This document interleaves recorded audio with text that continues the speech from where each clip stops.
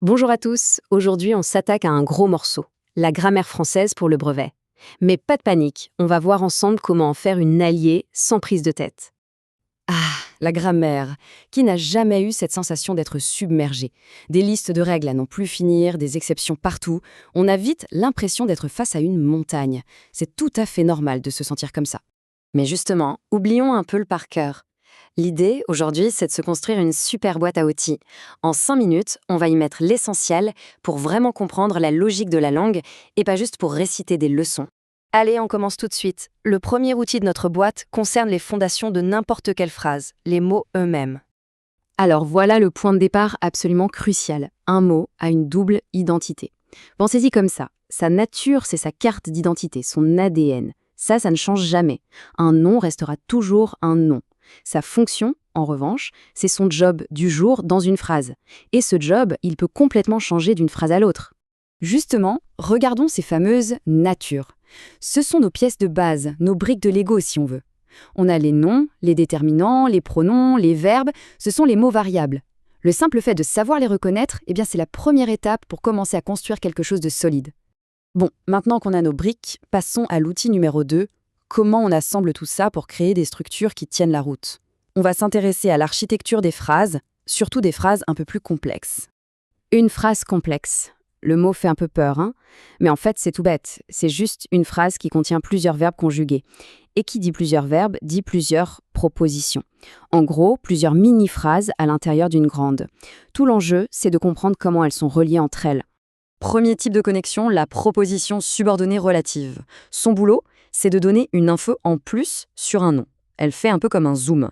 On la repère facilement car elle commence souvent par qui, que, dont ou où. Et le test ultime, en général, on peut la retirer et la phrase principale a toujours du sens. Attention, changement d'ambiance avec la complétive. Celle-ci, impossible de l'enlever. Elle est essentielle, vitale pour la phrase. Elle joue le rôle de complément d'objet direct, le fameux COD, pour des verbes de pensée ou de parole comme croire que, dire que. Elle répond simplement à la question « quoi ?» Je crois quoi? Que tu es fou, c'est direct. Et enfin, la nomade de la bande, la circonstancielle. Elle est super mobile. Son but, c'est de donner le contexte. Le temps, la cause, une condition.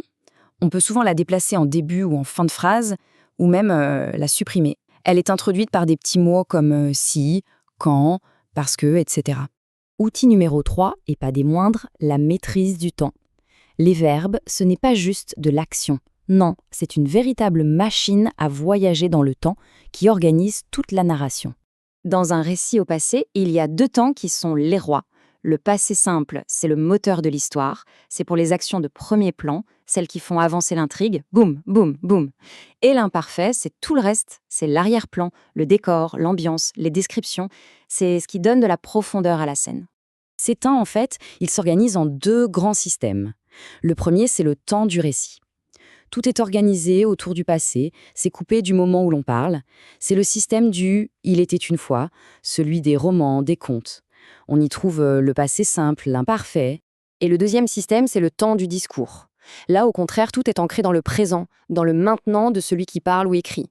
C'est le système qu'on utilise tous les jours à l'oral, dans une lettre, avec le passé composé, le présent et le futur. Allez, on ouvre le dernier compartiment de notre boîte à outils. On a la structure, on a la gestion du temps. Maintenant, on va ajouter les finitions, ce qui donne du peps et du style à un texte. Les connecteurs logiques, c'est un peu le ciment de la pensée. C'est ce qui relie les idées entre elles. Sans eux, un texte, c'est juste une liste de phrases. Avec eux, ça devient un raisonnement clair, que ce soit pour la cause, la conséquence, l'opposition.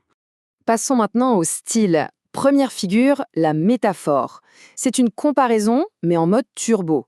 On enlève le mot de comparaison, comme ou tel que, c'est beaucoup plus direct, plus percutant. On ne dit pas que le blé ressemble à un océan, on dit que c'est un océan de blé. L'antithèse, elle, adore les contrastes. On met côte à côte 2 idées ou 2 mots totalement opposés. L'effet est immédiat, ça crée une tension, ça met en valeur les 2 termes.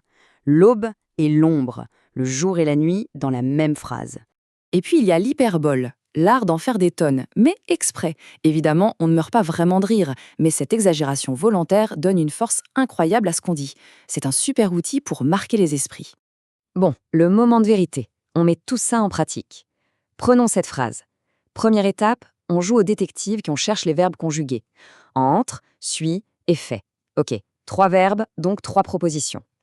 Deuxième étape, on trouve le cœur de la phrase, l'idée principale, je suis stupéfaite. Tout le reste va tourner autour. Dès que j'entre, ça indique le moment, c'est donc une circonstancielle, de temps, et que tout est fait, ça vient compléter le verbe voir. On se pose la question, voir quoi? Réponse, que tout est fait. C'est donc une complétive. Et voilà, on a démonté la mécanique de la phrase. Pas si sorcier, non? Et c'est vraiment ça la conclusion. La grammaire, ce n'est pas une liste de règles arbitraires à apprendre pour souffrir. C'est le plan d'architecte du langage. Une fois qu'on a compris comment ça s'emboîte, tout devient beaucoup plus clair et logique. En maîtrisant ces quelques outils, on ne fait pas que se préparer pour un examen. On acquiert le pouvoir de mieux lire, de mieux comprendre les subtilités et surtout de mieux s'exprimer. Maintenant que les clés de la boîte à outils sont là, la vraie question c'est qu'est-ce qu'on va bien pouvoir construire avec ?